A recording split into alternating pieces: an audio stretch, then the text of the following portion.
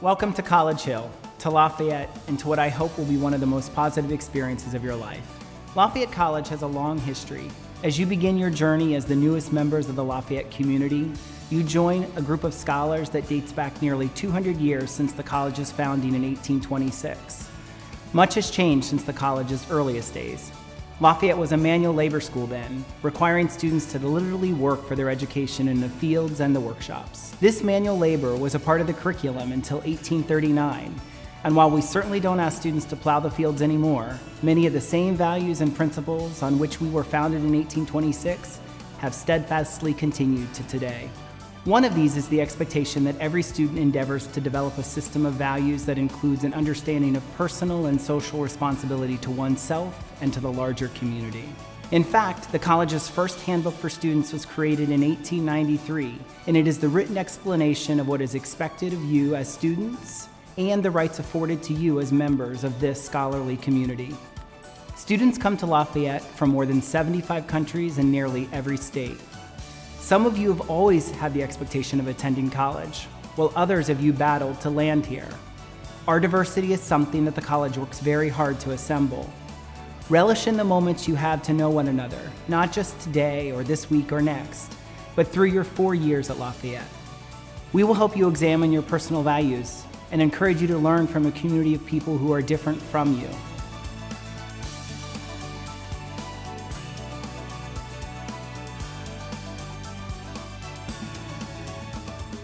I think often coming into a new environment, there's a sense of anxiety about what other people will think or how one will fit in. And I think that it's important to remember to be open to new ideas and new people. I think Lafayette does a great job of expecting our students to challenge themselves. My first message to students is don't panic. It's not as difficult as you probably think it is. It's not as fraught with peril. You are not always inches away from committing plagiarism. That's not really what it's about, right? So take a deep breath, listen to your professors. Our job is to help you sort of get comfortable in joining that conversation. Maybe the first month or two being here is probably the hardest. When I first got here, I was just like, okay, I'm probably gonna have only 1 or 2 friends that I'm only gonna go to for anything. But it's really nice to say that I have a really solid group and like we all find a home within each other. Bring your best self to class. Don't just come and do the minimum, but come and do the best that you can do.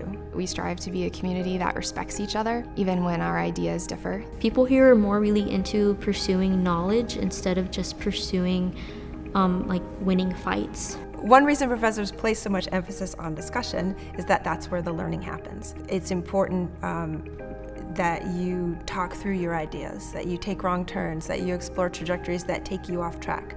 That's all part of the process. Part of the student handbook is the student code of conduct, and that is something that the entire community worked on together. So that document, the code of conduct, reflects Lafayette's values, and it was developed by faculty, staff, and students. So one of the things that our community has decided that it values is respect for each other, kindness toward each other, and behaviors that are in line with those values. Selflessness is key to this community. We are a community where looking out for one another is the day-to-day. It's what we live by. The process for dealing with breaking a rule here is very much rooted in an educational outcome.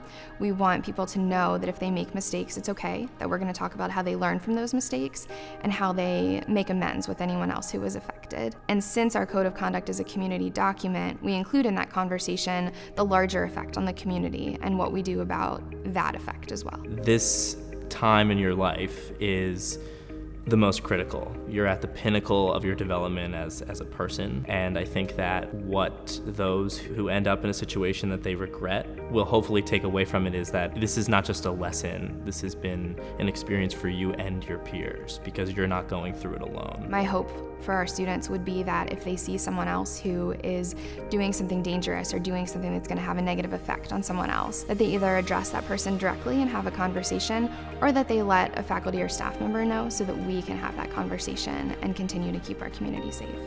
Inevitably, there will be times this year when you will be asked to make difficult choices. decisions that will affect not only you, but all of us within this community. Whether this is about decisions of responsibility or how to intervene and help your peers make wise choices and to stay safe, it is incumbent on all of you to act in ways that so many students before you have done.